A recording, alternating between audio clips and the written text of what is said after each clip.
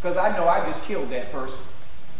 I just killed that person with what I just said out of my mouth. And you know as soon as it comes off your tongue, through your lips, you already know it. So God says, listen, when you get angry, you're always going to miss the mark of your relationship with me. So don't let people enrage you to a point or provoke you to a point of where you're going to keep missing the mark. Because you don't have to. Because that's all Satan is waiting to do. He's waiting for you to miss the mark. Because once you miss the mark, as we'll find out in the next verse, he gets something. He gets something on us. Right? So, let me finish this. He says, be ye angry and sin not.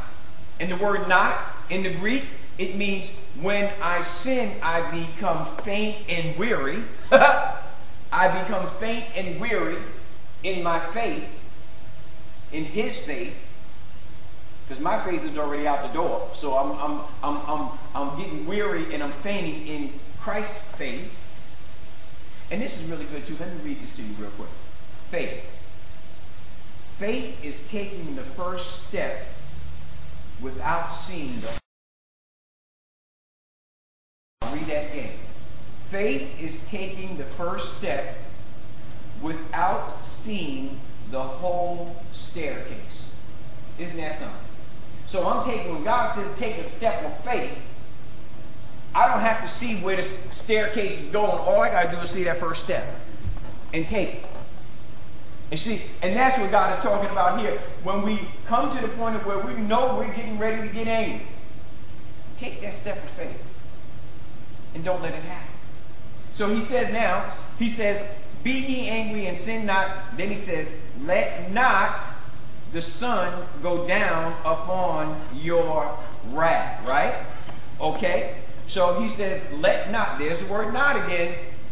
Because if you let it go down, because what happens is if I don't square this stuff up, settle this stuff before the sun goes down, I start to dwell on it. I'm dwelling. I'm like, them dirty folks. They was talking about me. And then you get into a pity party, because then you start saying, I haven't done anything wrong to them. I've just loved them and invested in them, and they treat me like this. I gotta get dwelling. And then I start to fester. And then it's like I make this homemade chicken noodle soup, and then once that stuff starts to cook and the aroma starts to come off, and you be like, man, that smells so good. But when you're festering with bitterness, bitterness is poison. And when poison starts to fester, it doesn't have a sweet smell. It doesn't smell good at all. Because all you're looking at is, I gotta get back at these people. I gotta get back at them. I'm gonna do whatever I can to get back at them. And then God says, oh, wait a minute. Hold on. Hold on. Do I do that with you? Do I get back at you every time you fall short of your relationship with me? Do I get back at you? No, Lord. Well, then why in the world would you want to think of getting back at somebody that did something to you? What is it that I've been teaching you? What have you been taking in? What have you been living? You love that person right where they are, even if you don't want to.